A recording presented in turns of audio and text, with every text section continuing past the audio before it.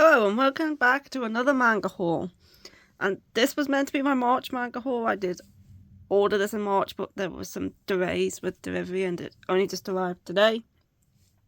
So I'm just going to combine this together and have this be my March and April haul. And yeah, because I probably won't be, because of how late in the month this has arrived, I probably won't be getting anything else until May now. So this is just going to be March and April combined. Even though I did actually buy it all in March. Anyway, obviously this is sci-fi like usual. These two are also sci-fi, but I ordered them separately. So yeah, let's get on with the haul. These are the bookmarks as usual. These are the ones that I hadn't already got. So I got the skeleton, which was the only one I was missing from the previous set, and I think they've started a new set because there's this one of a woman on the beach drinking a can of Coke. Then there's this wizard on the beach in Speedos. Then there's this knight with a beer. And then there's this naked mussery dude in a castle. Yeah, they were all the new ones that I hadn't already got. These ones are duplicates. So anyway, let's get on to everything else. So first is actually a DVD from Anime Limited. This is Mr. Love's Queen's Choice. This is the anime adaptation of the game. The game is a mobile gacha otome game by the same creators as Love and Deep Space. This was their previous game.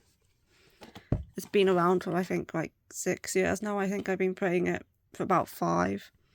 There's Victor on the front, and this is a reversible case, so you could also have Kiro on the front as well, but I prefer Victor. Although Gavin is my favourite. You also came with art cards of the 4 guys, as well as a small art book. So we have Gavin, Victor, Kiro, and Lucian. It didn't include anything of Shaw, but he's not really one of the main 4. He's more of like just a side one. And then it also had this art book included. I'm surprised this ended up getting a release on Blu-ray/DVD, especially in the UK, because it's quite an underground series. Maybe with Love and Deep Space being so popular now, that is what prompted this is released. Because I think Mr. Love's Queen's Choice, even the game, was never as big as Love and Deep Space. So, and obviously the anime was, I don't know, I haven't heard of a lot of people who actually watched the anime. I think it was on, I don't even know what streaming service it was on. It might have been Crunchyroll. I think it was. But yeah, I really like the game, and I like the anime adaptation as well. So yeah, I picked up the release when Anime Limited brought it out. If you like Love and Deep Space, I would recommend checking out at least the game for Mr. Love's Queen's Choice. It's a similar concept with evil and superpowers and everything. Only this one is set on Earth and rather than in space. Okay, next up, I got Love That's an Understatement and Breako. These are the Kodansha Print Club titles that everyone was having such a difficult time getting because they started the Print Club and then they stopped it because of issues. And then they kind of started it again, but people in the UK were having difficulty finding them. And I know a lot of people had to order them in from America. But Sci-Fi did recently get them in. Because I've been looking on Amazon for them, and Amazon was still like out of stock, not available. So I thought, it's a long shot, but why not just check Sci-Fi? And they had them in, so I was like, I'm gonna get them, like right this second, because I don't know if they're gonna keep them in or what. And yeah, they came, and here they are.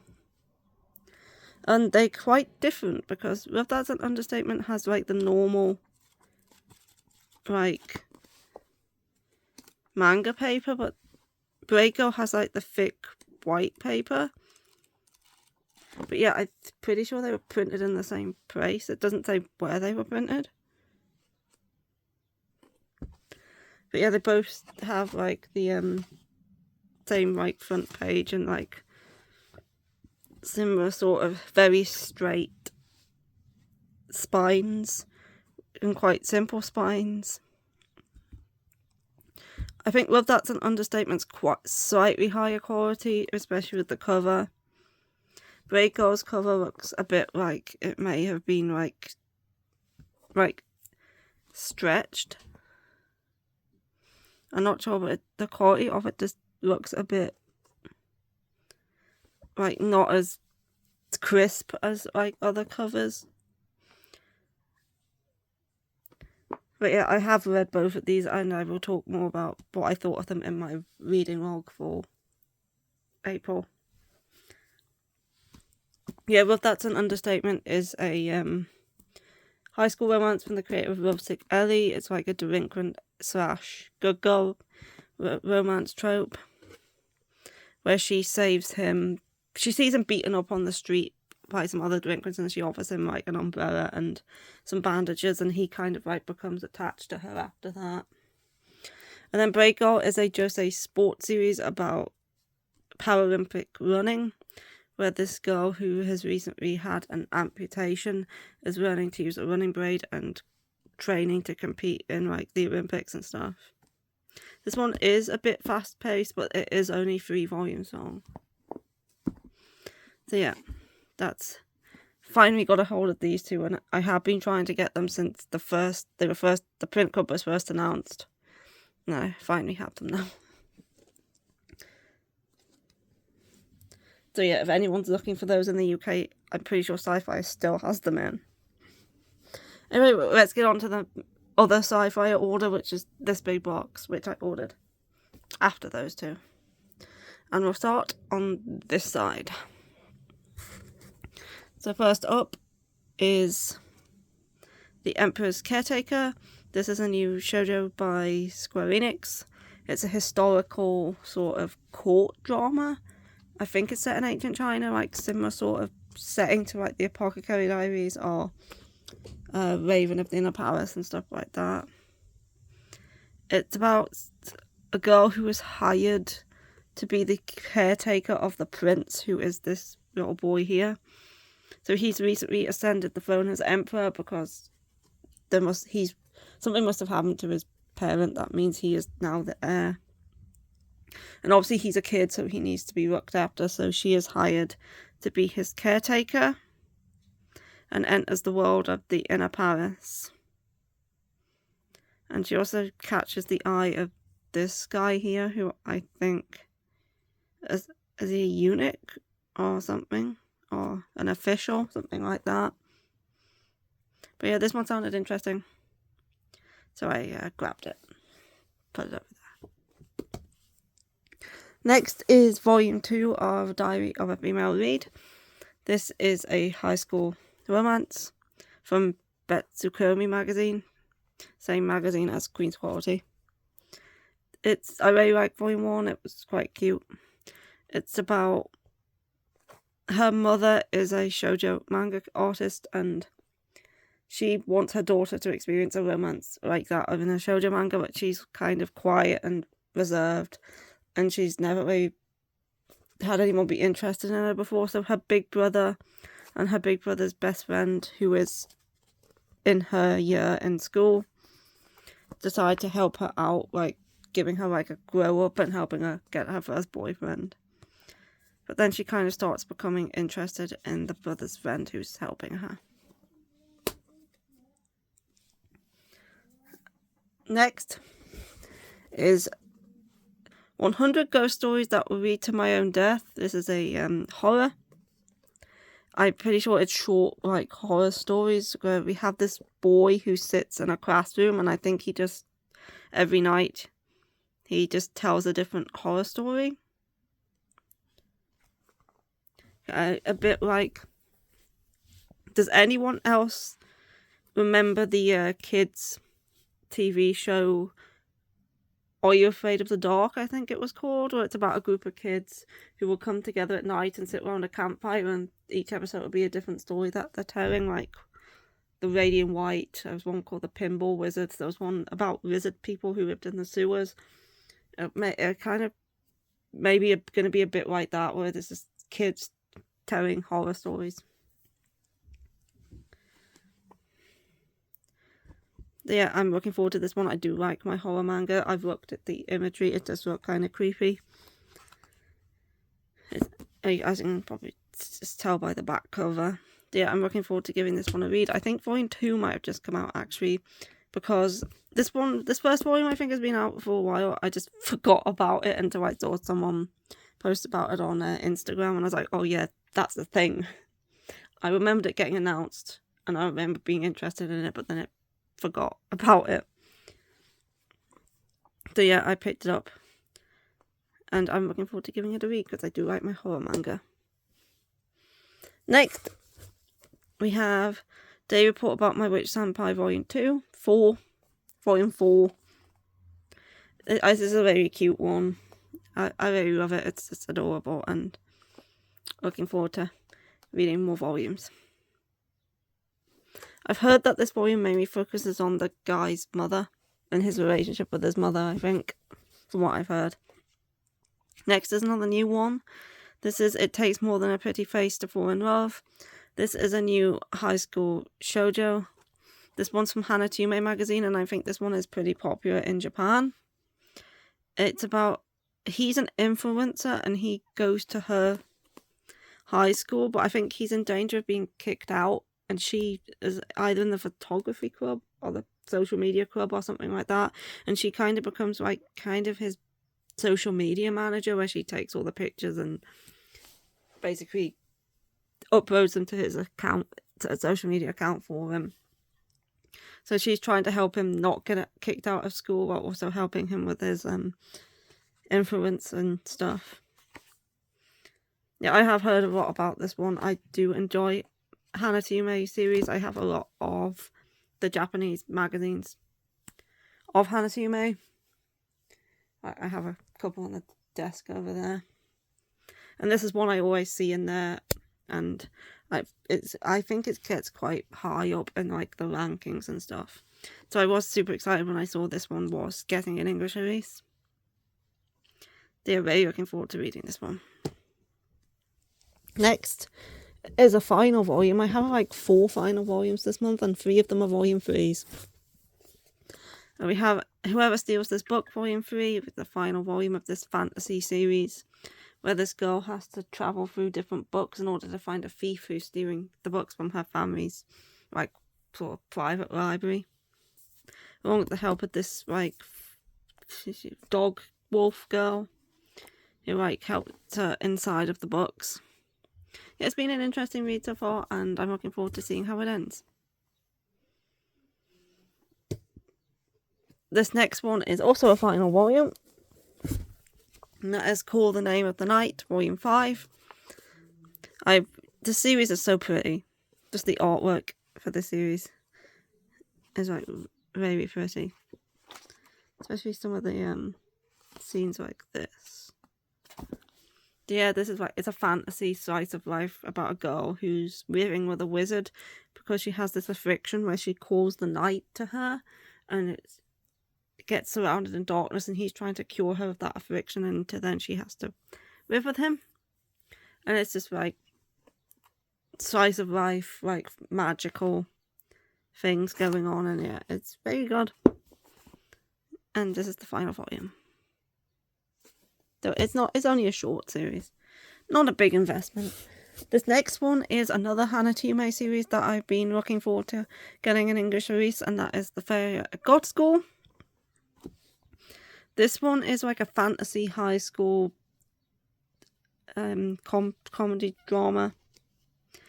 It's about a girl, and she lives at a shrine, and there's these beings in this world called Mikos, and they're kind of like god things, I guess. They're not quite gods, but they're also not quite human, I think. And this is a school for Mikos to like grow into gods. And her shrine's in trouble, and her brother has the capacity to be a Miko, but she doesn't. But her brother's like a shut-in, and he won't do anything to help the shrine, so she starts attending this god school, even though she's not a Miko herself, so she has to like go through the school, and I think she has to keep the fact that she's human a secret. And it's just like the hijinks and stuff that she gets up to at god school.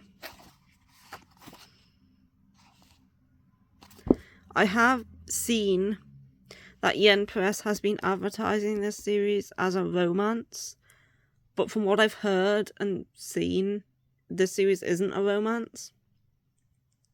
And it seems to be like putting some people off because people are buying it expecting a romance, and then the people who aren't really into romance aren't buying it because they're expecting it to be a romance because Yen Press is advertising it as one. But from what I hear, there's like 10 volumes plus out in Japan, and it's barely romance, so it's kind of a bit of false advertising. So yeah, if you're not specifically into romance and you want to read something, try this one, because despite what Yen Press says, it's not a romance. So yeah, I'm looking forward to giving this one a read, because it's, as I say, it's another Hanatume series which I have been seeing in the magazines, and it seems interesting. Next is Mint Chocolate Volume 12. I continue to enjoy Mint Chocolate. It's step siblings romance. I don't see it going on for too much longer.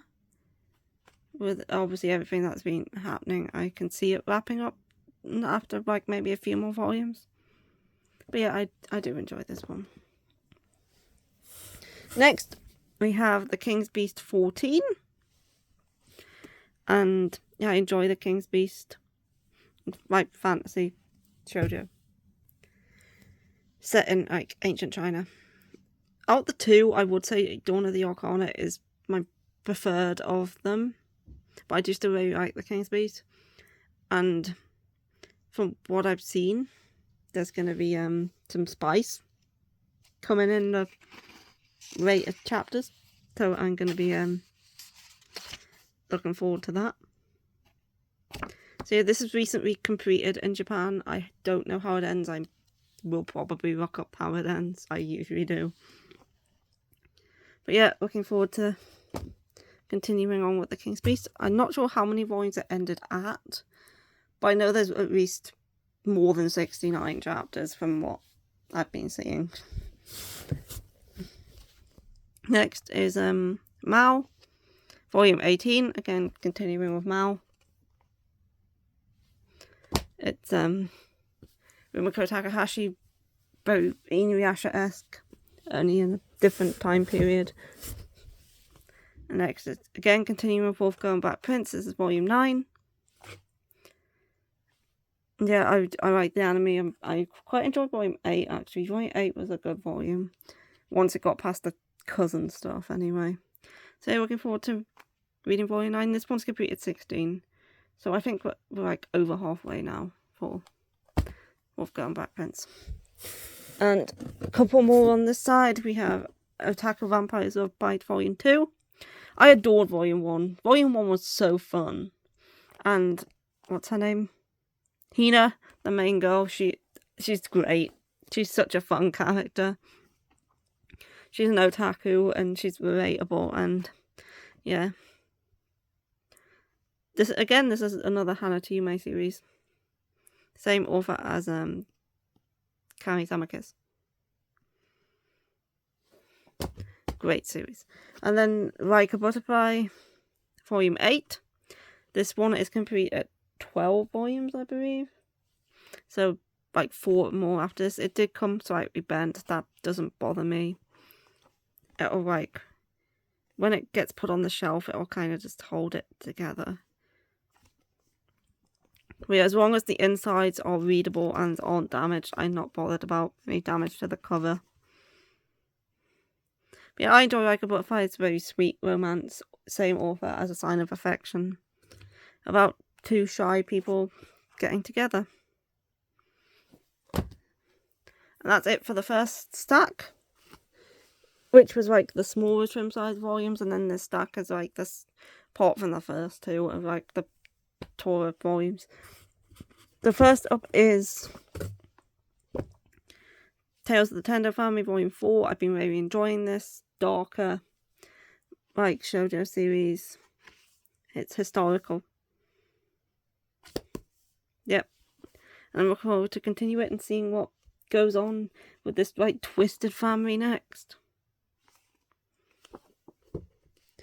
And then we have another final volume, which is A Brief Moment of Ichika Volume 3, which is the second out of 3 final volumes in here that is a Volume 3. Yeah, this is like an emotional shoujo like romance about two people who are both have like life limiting conditions and have both been told that they're going to die soon, and they like their struggles with that and then wanting to be together as well. So yeah, I wouldn't recommend this unless you want to read something very depressing. But I've been enjoying it. Next we go on to the larger volumes and then the light novels at the bottom. So Nina Volume 7. This is the first one past where the anime ended, so new content. Because obviously when I read Volume 6 I'd already watched the anime. And it ended in pretty much the same place, so new content as of this volume. It has Azor and Nina on the cover. I like both Azor and Set, and I'm not really bothered which one she chooses because I'll be happy either way. Next is Fall in Love, You False Angels. This is a new volume 1. This has been like, this is a popular one, and there is rumours that it's getting an anime adaptation soon as well, even though it's not, I think it's only 4 volumes in Japan so far. But I have read something by this author before. It was a collection of 4 short stories, and I really liked it. So I have like high expectations for this one because I have liked this author's works before. This is a high school romance about 2 people who appear to be perfect. They're both on the student council, but actually that's not their true selves. Their true selves are actually a lot different, and they're kind of hiding that. But then I think they find out each other's true personalities, and then they kind of start falling for each other, I think. But yeah, I look forward to this one. I've heard a lot of good things about it. But I've also heard that it gets better after Volume 1, and that Volume 2 onwards is good, but Volume 1's not quite as good. So I'll see. Next is another new release, and that is the Ayakashi Hunter's Tainted Bride Volume 1. This is another like historical fantasy romance. This one I'm pretty sure is about a girl who has like a scar on her face, and he's like an Ayakashi hunter, and he like takes her in or something. And it says it's Noragami meets My Happy Marriage in this steamy new historical fantasy romance about a cursed girl shunned by those around her and the demon hunter who falls for her. Now, I like both My Happy Marriage and Noragami. Young, cheerful Nanao can't wait to marry her betrothed, Reito, the young lord of the Bakakurenji family, but that changes one night when she is attacked by a vengeful yokai spirit, and Ayakashi leaving her scarred with the mark of a demonic curse. Her cousin, Akemi, seizes the chance to steal away her fiancé, but it doesn't matter. Reito now finds her repulsive, and Nanao is forced to wear a monkey mask to hide her scar and live the life of an outcast. Years later, she meets Yako, the willful young scorn of another mobile family. When Nano's mask shatters after an incident, Yako sees her face and is drawn to her beauty and great spiritual power. But there's more to the handsome young lord than meets the eye, and when Yako offers Nanao a way out of her torturous life, the new life that awaits her is filled with more mystery and intrigue than she could ever imagine. Yeah, I really like the sound of this one. And that was a boob, and I'm not supposed to show boob. But yeah, I can show that page. Well, it wasn't. It was a covered boob, but you couldn't see the nip. It should be alright. Next is the final volume 3, and that is Adult's Picture Book volume 3. And I was quite surprised that this one ended in only 3 volumes, because as of the end of volume 2, there was so much story left to tell. There's so many questions, and I'm very intrigued if it's all going to be wrapped up in this 3rd volume, or whether there's going to be, or whether the series was cancelled, or that's why it had to end in 3 volumes. I'm not sure, but I'll find out. I have been enjoying this series. I like the first 2 volumes. I'll just have to see how good the ending is. I'm just going to pull the rest of the manga out, and then I'll do the light novels after. There we go. So first up here is Insomniacs After School Volume 7. I really like this one. It's very cute, slice of lifey. Very quick, easy reads as well. Just kids in a club in school, like it's an astronomy club, and there's a lot of photography involved as well, and they're obviously both insomniacs for different reasons. You find out those reasons as you go through the series, and yeah, I've been very enjoying. It's just like a very chill read, and I've been very enjoying it. I think this one's complete at 14 volumes, I'm not sure. Then we have the only BL for the month, which is Stay By My Side After the Rain Volume 2. I really liked Volume 1, and so I grabbed the second one. I think Volume 3 is the last one, and that's also out, but I only grabbed Volume 2. So yeah, looking forward to reading this one. It was like, they met in a cafe, if I do recall. I think this was the one where they met in the cafe. I've been reading a lot of like similar sort of one-shot BLs that are kind of more wholesome, and then kind of getting them mixed up as to which one this one was, although this one's not a one-shot. But I think this is the one where they met. Was this the one where they dated when they were in high school and then met again later on in a cafe? It might have been. It'll jog my memory when I start reading it. Anyway, the next 2 are smut.